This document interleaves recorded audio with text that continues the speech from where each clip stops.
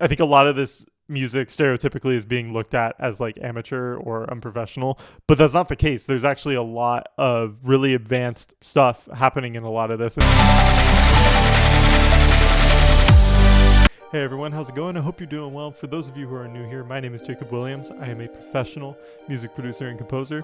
Today, we're going to be checking out an artist that has been very much highly recommended to me for months now. We're going to check out Jane Remover. I want to check out the entire Revenge Seekers album, but we're just going to be checking out the first single from this album, which is JRJRJRJR.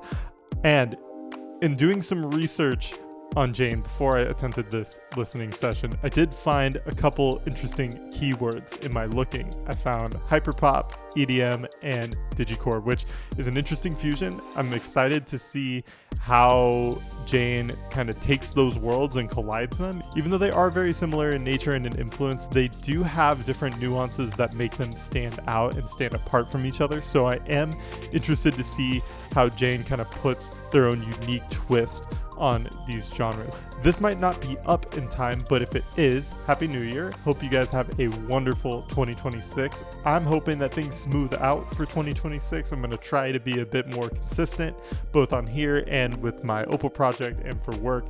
That's kind of my own like personal New Year's resolution, is just to be a bit more in the loop, a bit more just online, I guess. It looks like the main single that we're going to be listening to isn't the most streamed song on the album, but we're not going to let that deter us from the mission. We're just going to jump right in. Before we jump into the reaction, I want to add a quick disclaimer. There will be pauses imminent in this reaction because what I like to do is I like to sort of pinpoint things as they're happening in the song before I personally forget about it. So it's more of a personal thing, but it also helps me just kind of more so dissect what's going on in the song with my producer ears. So bear with, there are pauses coming. So without further ado, let's just jump right in.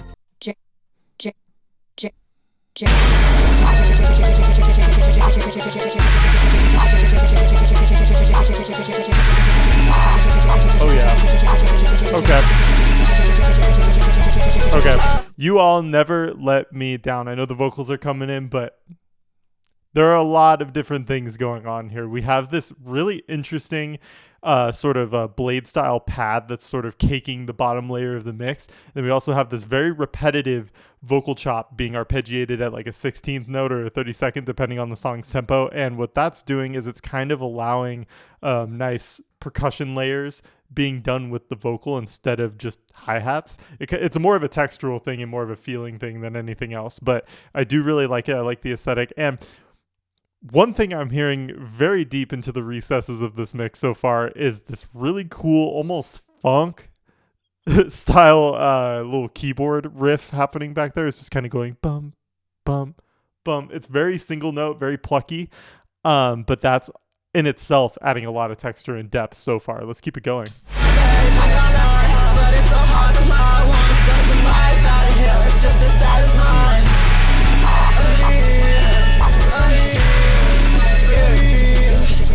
I'll do whatever the fuck, cause I've been whatever the fuck. I might ball out on new face, change my name, now my city. You would do it too, I saw you. I heard you call it love, so should I change my name again? JRJRJR. I did not expect this to be so caked and hyper. This is awesome. I really like the amount of formant that Jane is adding to their vocals. And what it's doing is it's not adding like so much to the point where the vocals just disintegrate into the mix. It's actually adding enough to where the vocal can be transformed, and it doesn't necessarily mean like it doesn't necessarily need to be treated like an effect. It actually feels like this is Jane's like pitch. Like this is where Jane sits in the mix. And sometimes, depending on how you dial formant filters and how you dial certain pitch correction effects, you can actually make it sound really authentic. You can make it sound like the only thing that's on it is pitch correction, not necessarily throat or timbral correction.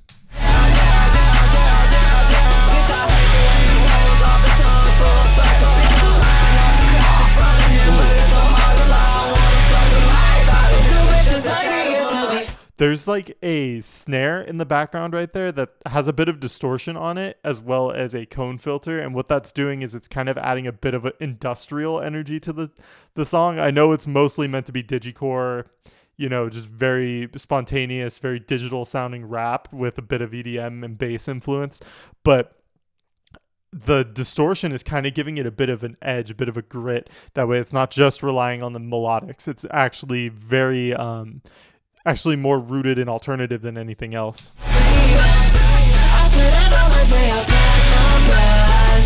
Ooh, nice melody.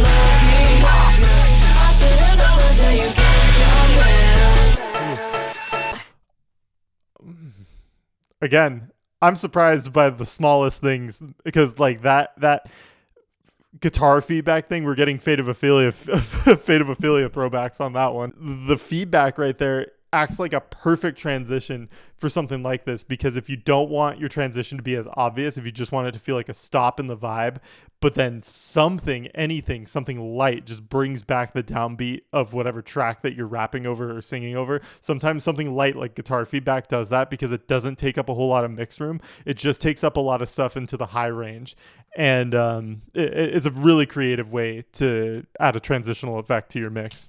2025, I got nothing left to share, but my soul do. I don't believe a Very single nice. soul, no more, not even you. I don't believe a single soul, no more, not even you. Rehearsing songs I had, sober leg, trying not to cry. Then I step up off the stage and they don't know I lost my mind. Bitches wanna crack some jokes, wanna see me crack a smile. Can't say I love you no more, cause I hear it all the time. Do you Ooh, that hit hard. That hit really hard. And the bass line too. I feel like there's two 808s happening right here. You have the really low sub one, and then there's a copy of it, and the copy has a lot of hard phase distortion, kind of like what we did in that video last week where I tried to sound like Sophie. A lot of phase distortion on it just to kind of add that texture to the high end. But then also the reason why I believe there's two 808s happening there, at least two layers of one, is because the sub is so clean and sounds so unaffected that it's definitely some sort of parallel processed, double processed 808 with a bunch of thick distortion on it for sure. cause I hear it all the time. Do you think I'm a big group of hoes? I'm nothing like cross the line, I'm still, cause they'll say she always cries. I can't give you things no more, cause I hear it all the time. And I do whatever the fuck, cause I'll be Very nice. whatever the fuck. I might ball out on new face, change my name, then my city. You try to take my drugs, they're like trying to fix me. You would do it too, I saw it. I heard you call it love. Okay, two things. I know it's my favorite thing to say on this channel, but two things, okay? And bear with. So there's that really long, like, effect thing kind of going on in the background. It almost sounds like a really low siren. Like, it feels like it's just so far in the distance, but it's slowly raising up in volume and pitch, and that's bringing us into the next part of the beat. Another thing I really like is the main hook happens in moments on this song where the bass completely cuts out, and so all we have now is melodic context. And Jane actually gets up into a higher register during those moments, just very slightly. It's very subtle, right? It's still got the rap, it's still got the influence of digicore on it, but it's very more like in the melodic side of digicore than it is the main like rap side that I guess a lot more digicore artists tend to lean towards, right? But it's almost a nice flavor change, almost like we're getting two songs in one in this. Hands at the shade, what must I do? I don't believe a single soul, not even you. Let the DJ save your life, now we cheated death again. Feel like Jesus in the mosh pit, Mary on the cross with her friend. Mary on the cross with her friend. Mary on the cross with her friend. So should I change my name, so you can That was one of the hardest drops I think I've heard like ever. Let's rewind, because that was really sick. leaving you. Let the DJ save your life, now we cheated death again. Feel like Jesus in the mosh pit, Mary on the cross with her friend. Mary on the cross with her friend. Mary on the cross with her friend. So should I change my name, so you can do the same? Hate the way it rolls all the time, full circle. Now you said your name, fuck it, I'm born again. That hit the vibe switch so good. I loved that it wasn't just the same beat that we've heard for like 2 minutes now. It was literally like, especially after a line like that, especially after the metaphors and like the whole like dance floor thing that got mentioned right there, just hearing such a big boom of not just bass, there was like guitars, I think, somewhere in the mix. There was something huge and distorted. It could have been a synth, but something mid-range just totally coated everything and totally just covered and blanketed everything. It just felt so cathartic. It felt awesome.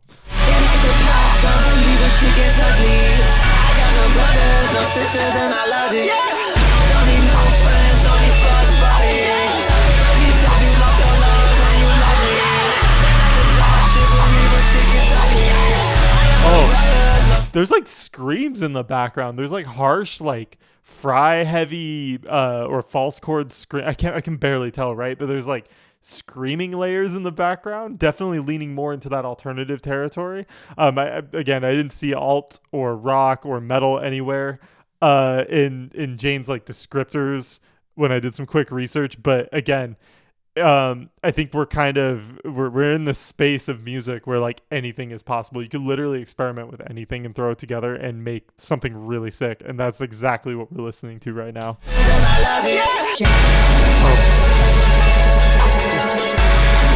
There's that vocal chop coming back from the beginning. It's going just right below everything. It's right below the hi-hats, below the pads. Yeah, right there. The hi-hats are really nice too. Back to the melodic.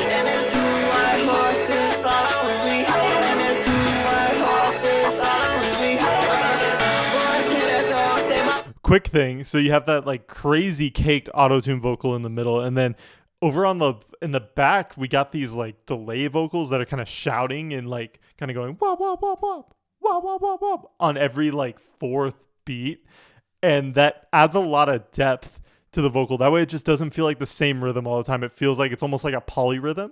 And polyrhythm isn't really a term being used a lot in this space of like digicore and hyperpop, because I think a lot of this music stereotypically is being looked at as like amateur or unprofessional, but that's not the case. There's actually a lot of really advanced stuff happening in a lot of this, and sometimes choices like that, like adding a layer on top that's at a different rate or at a different like LFO than a layer below it, is very progressive. It's very it's very advanced and often overlooked, because again, sometimes music like this just sounds like noise, but I completely disagree.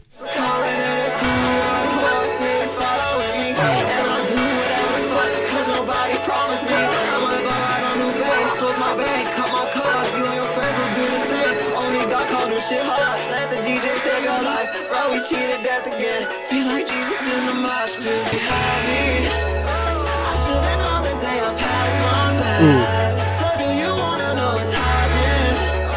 I want you to the bitch you asked for. He get acting. He was in my phone long before I felt the pressure. I put down the mic just to feel that way forever. I put down the mic just to be a fan. Watch him ride a white horse following me. He was on my mind long before I ever met him. I put down the mic just to feel that way forever. I'm just like the fans across states and sending letters. Two white horses following me. Like the power, some believe when shit gets ugly. I got no brothers, no sisters, and I love it. Repeat the cycle and agree with next one. I'm still a donor, I'm so overtaken what's been mine. So should I change my name, baby? If my grave is kept clean, full circle again.